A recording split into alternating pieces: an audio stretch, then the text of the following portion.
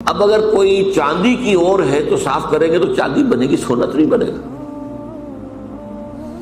اور سونے کی اور ہے، صاف کریں گے سونا بنے گا. تو وہ اورس تو اپنی جگہ پر مستقل ہے، ان کو آپ چینج نہیں کر سکتے. اسی طرح انسانوں کی افتاد طبع، انسانوں کا مزاج یہ اللہ نے بنایا ہوتا ہے. اس کو قرآن مجید میں ایک جگہ شاکلہ کہا گیا ہے. قُلْ كُلٌّ يَعْمَلُ عَلَىٰ شَاكِلَتِهِ. شاکلہ کسے کہتے ہیں؟ ہمارے مصری لوگ جو ہوتے ہیں جب کوئی شے ڈھالنی ہوتی ہے تو اس کے لیے پہلے پیٹرن بناتے ہیں، اسے پاٹرن کہتے ہیں. پاٹرن تو مصری لوگ پاٹرن کہتے ہیں کہ جس میں پیٹرن ہے، سانچہ پہلے بناؤ گے تب اس میں اس دھات کو پگھلا کے ڈالو گے تو اس کی شکل اختیار کر لے. وہ سانچہ جو ہے ہر شخص کی شخصیت کا سانچہ اللہ نے علیحدہ بنایا ہے. موٹی موٹی تقسیمیں یہ ہیں. ایک تقسیم وہ ہے کہ جو باصلاحیت لوگ ہوتے ہیں. ایک ہے عام آدمی جس کے اندر کوئی خاص صلاحیت ہے ہی نہیں. ان کے بارے میں تو میں کہا کرتا ہوں کہ وہ زندگی نہیں گزارتے بلکہ زندگی انہیں گزارتی ہے. ایک تو وہ لوگ ہوتے ہیں ان کا کوئی ہدف نہیں، کوئی مقصد نہیں، بس کھانا پینا، جو حیوانی تقاضے پورے ہو گئے، دن رات دھندے میں لگے ہوئے. آگے کوئی ہماری زندگی کا کوئی ہدف ہے، کوئی مقصد ہے، کوئی نصب العین ہے، کیا ہے، کوئی ہائر ہے، کوئی آئیڈیالوجی ہے، کوئی آدرش ہے. اس کو ہندی میں آدرش کہتے ہیں، نصب العین ہے. یہ تو ہے عوام الناس جو قرآن کی روح سے انسان کی شکل میں حیوان. لَهُمْ قُلُوبٌ لَا يَفْقَهُونَ بِهَا وَلَهُمْ أَعْيُنٌ لَا يُبْصِرُونَ بِهَا وَلَهُمْ آذَانٌ لَا يَسْمَعُونَ بِهَا أُولَٰئِكَ كَالْأَنْعَامِ بَلْ هُمْ أَضَلُّ. یہ تو چوپایوں کے مانند ہیں بلکہ ان سے بھی گئے گزرے. اس لیے کہ چوپایا تو پیدا ہی اس سطح پر کیا گیا ہے، اسے پیدا کیا ہے. لَقَدْ خَلَقْنَا الْإِنسَانَ فِي أَحْسَنِ تَقْوِيمٍ. اور پھر یہ حیوان کی سطح پر زندگی گزار رہا ہے. تو ایک جو ان میں صلاحیت کچھ ہے. اب اس میں سے دو طرح کے لوگ نکلے. ایک وہ کہ جن کے اندر ایک نیکی اور بدی کی تمیز موجود ہے، اندر حص ہے، مورل لا جسے کانٹ کہتا ہے. جو کچھ سوچتے ہیں، غور کرتے ہیں، چیزوں کو دیکھتے ہیں، اس سے نتیجہ اخذ کرتے ہیں. بنظر عبرہ، جیسے کہ حضور نے فرمایا میرا دیکھنا عبرت کا دیکھنا. یہ لوگ وہ ہوتے ہیں کہ جو اپنی سلیم الفطرتی کی وجہ سے اور سلیم العقلی کی وجہ سے حقائق کائنات کے قریب پہنچ جاتے ہیں. یہ صدیقین ہوتے ہیں. یہ وہ لوگ ہوتے ہیں کہ ان کے کانوں میں کسی نبی کی آواز آئے گی تو فوراً لپک کر قبول کریں. نو ہیسیٹیشن واٹس ایور. کیوں کہ وہ تو وہی کہہ رہا ہے نبی جو ان کے اپنے دل میں ہے. دیکھنا تقریر کی لذت کے جو اس نے کہا، میں نے یہ جانا کہ گویا یہی میرے دل میں تھا، اس نے تو میرے دل کی بات کی. ایک وہ لوگ ہوتے ہیں کہ جن کو ان چیزوں سے دلچسپی نہیں ہوتی، کھیل کود، یہ وہ، بھاگ دوڑ، کشتی، شکار، یہ وہ، اس میں لگے ہوئے. ان کے اندر کی فطرت کے اوپر ایک کرسٹ آ گیا ہوتا ہے، بہت سخت قسم کا، اوپر چھلکا کہیں کیا کہیں، کرسٹ. تو وہ ان حقائق کی طرف توجہ نہیں ہوتی. میں نے آپ کو بتایا تھا جدید سائیکالوجی میں پہلی قسم کے لوگ انٹروورٹس کہلاتے ہیں، دوسرے ایکسٹروورٹس کہلاتے ہیں. تو ان کو حقائق کی طرف دلچسپی نہیں، بظاہر سے دلچسپی ہے بس. یہ وہ لوگ ہوتے ہیں کہ جن کا یہ کرسٹ کسی جذباتی بات سے پھٹتا ہے. جیسے حمزہ کی مثال دی میں نے آپ کو.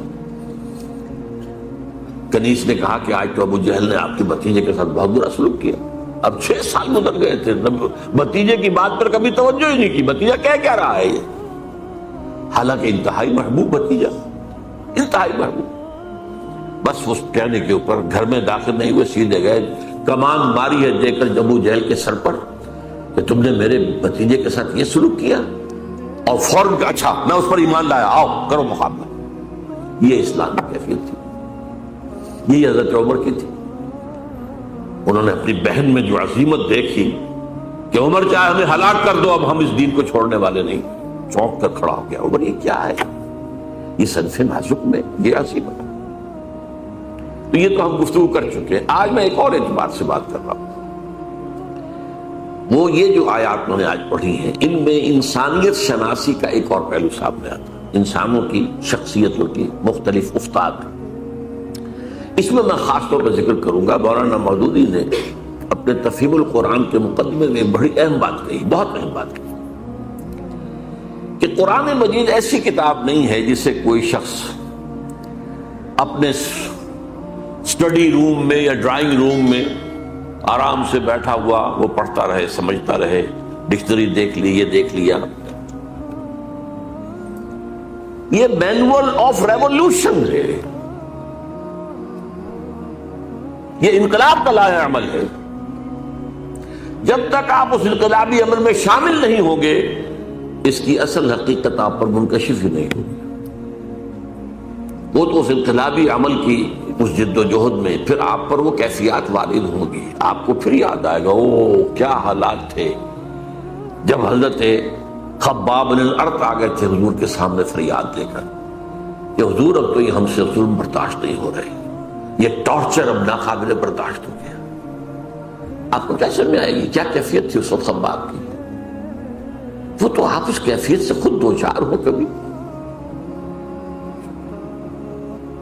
کبھی آپ پر کوئی آزمائش آئی ہو، کبھی آپ کے اوپر کوئی ایسا فیصلہ کن مرحلہ آیا ہو، تبھی تو آپ سمجھیں گے۔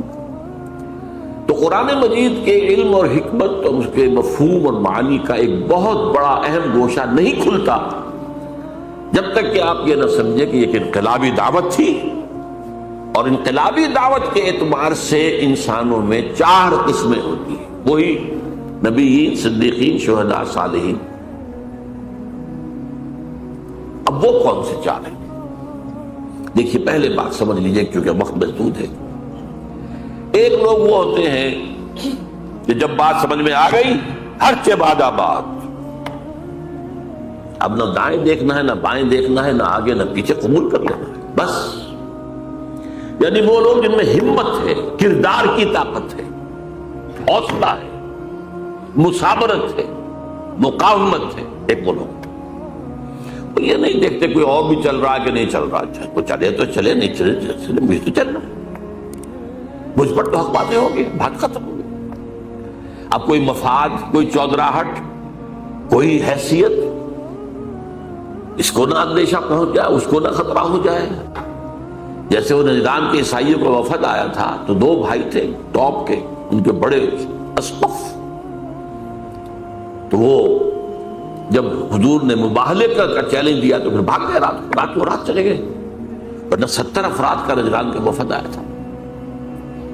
واپسی پر ایک بھائی، چھوٹے بھائی کے گھوڑے نے ٹھوکر کھائی، اس نے کہا اسلام عد، ہلاک ہو جائے وہ دور والا۔ بڑے نے کہا یہ دور والا تم نے کسے کہا ہے؟ کہا محمد کو۔ معاذ اللہ مت کہنا، یہ وہ تو نبی ہے۔ انہوں نے کہا پھر نبی ہے تو مانا کیوں نہیں تم نے؟ کہنے لگے دیکھو ہمیں قیصر روم نے بڑی سہولتیں دے رکھی ہیں، بڑی مراعات دے رکھی ہیں، ہماری بڑی حیثیت ہے، اگر ہم اس کو مان لیں گے تو گئے ہم تو۔ اب یہ انداز اور ہے۔ ایک میں جو بتا رہا ہوں وہ کیا ہے کہ بات دل میں اتر گئی، حق نے، دل نے گواہی دے دی کہ حق ہے، اب کوئی دائیں بائیں دیکھنا نہیں، کوئی اور ہے کہ نہیں ہے، کوئی چل رہا ہے نہیں چل رہا ہے، کیا امکانات ہیں، کیا کوئی حساب کتاب کر کے کیا امکانات ہیں، کامیابی کے کتنے فیصد امکان، کچھ نہیں، حق ہے، اور حق کا یہ حق ہے کہ اسے قبول کیا جائے۔ اور پھر ہر کے بعد آباد، یہ ہر کے بعد آباد جو کہتے ہیں کیا ہے، یہ صرف ایک شعر ہے۔ ہر کے بعد آباد، ماں کشتی درا بنداختیم، ہم نے تو کشتی ڈال دی ہے، اب یہ کشتی ڈوبے گی تو ہم بھی ڈوبیں گے، یہ تیرے گی تو ہم تیریں گے۔ Total identification with a cause, کسی مقصد کے لیے، کسی نصب العین کے لیے، ٹوٹل آئیڈینٹیفیکیشن، یہ ایک طرح کے لوگ۔ پھر دوسرے نمبر پر آتے ہیں جو حق سمجھ میں تو آ گیا، ویسے بھی ہمت میں بھی کچھ کمی زیادہ نہیں، لیکن وہ دیکھتے ذرا کچھ اور بھی لوگ چلیں، کچھ ابھی تو یہ راستہ ہی پتہ نہیں کیسا آگے آنے والا ہے۔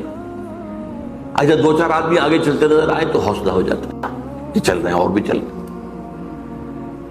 جیسے آپ کہتے ہیں انچارٹرڈ سیز، ایسے بھی سمندر ہوتے ہیں جن کے بارے میں پتہ نہیں ہوتا ادھر چٹانیں ہیں کیا ہے، وہ تو جو بنے ہوئے ہوتے ہیں ان کے نقشے، اسی کے مطابق جہاز جلد چلتے ہیں، ادھر ادھر تو نہیں جائیں گے، کیا پتا زیر زمین جو ہے چٹانیں۔ تو آگے کیا ہے، کیا ہوگا، کیسے ہوگا، کچھ پتہ نہیں ہے. تو یہ لوگ ذرا جھجکتے ہیں، کھڑے رہتے ہیں، سوچتے ہیں. لیکن جب یہ السابقون الاولون جب پیش قدمی کر کے آگے بڑھ جاتے ہیں، اب ان کی بھی ہمت جو ہے آتی، بھائی ٹھیک ہے انہوں نے چھلانگ لگا دی، ہم بھی لگا دیں. لیکن ہوتے خلوص کے ساتھ، ان میں تھوڑی سی تاخیر تو ہو جاتی.